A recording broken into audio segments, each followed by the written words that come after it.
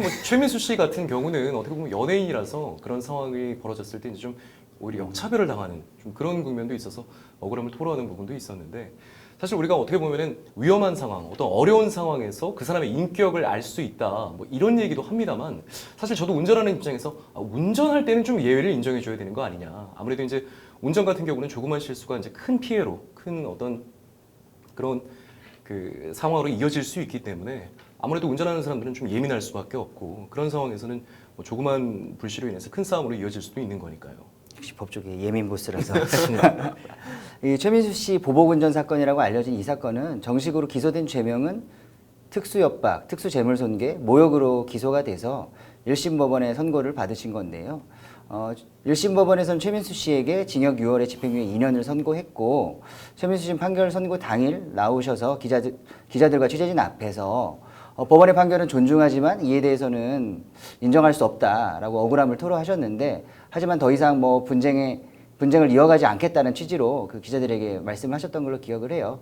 하지만 검찰에서 본인들의 구형보다 선고형이 낮게 나왔기 때문에 항소를 했고 최민수 씨 측에서도 검찰의 항소에 대응하기 위해서인지 몰라도 취재진 앞에서 했던 말과 다르게 항소를 한 상태고 결국 쌍방이 지금 현재 항소를 하고 있는 상태로 알려져 있습니다. 최민수 씨 이렇게 말씀하시는 거를 보면은 어떻게 보면 참 순수한 분 같기는 한데 뭐 항소 여부나 이런 것들은 또 법률 전문가들이 조언을 받아서 진행을 하셨을 거라고 그렇게 생각이 듭니다. 개인적으로 조금만 덜 순서였으면 어땠을까 하는 좀 아쉬움이 남고요.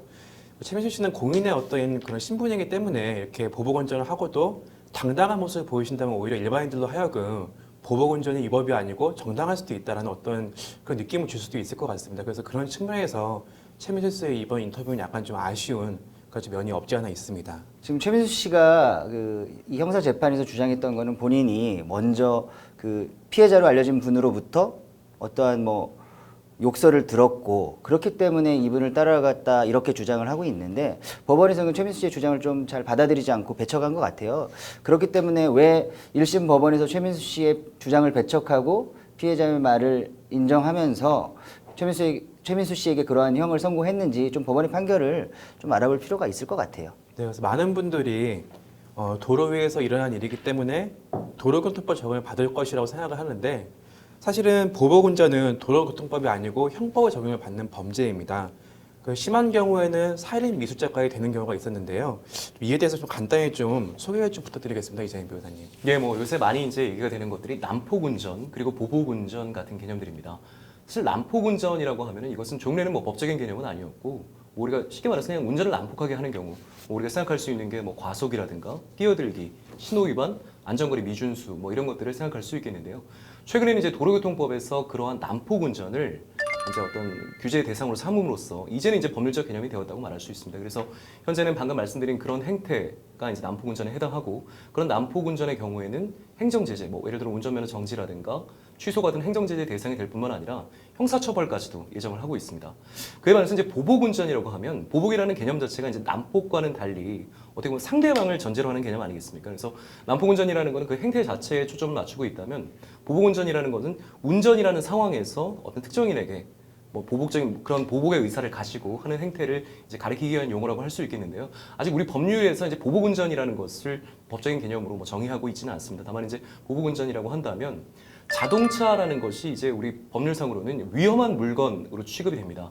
뭐 예를 들어 칼이라든가 뭐 돌이라든가 우리가 쉽게 생각할 수 있는 그런 위험한 물건과 마찬가지로 자동차 역시도 위험한 물건인데 그 자동차를 이용해서 상대방을 뭐 협박하거나 폭행을 하거나 손괴를 가하거나 뭐 그런 범죄가 성립한다고 보는 것이거든요. 그래서 자동차를 이용해서 소위 우리가 생각하는 그런 보복운전, 예를 들어 뭐 더 빨리 이제 다른 차를 앞질러 가지고 앞에서 급정거를 한다든가 이런 행태를 보였을 때는 소위 이제 특수협박이나 특수폭행, 특수손괴죄가 성립할 수 있고요. 이런 경우에는 아무래도 뭐 일반적인 협박이나 폭행, 손괴보다는 중하게 처벌이 되고 있습니다. 최민수 씨 사건뿐만 아니라 지금 인터넷상에 그리고 사회적 공분을 일으켰던 사건 중에 하나가 그 제주도 카니발 사건이라고 들어보셨죠? 네.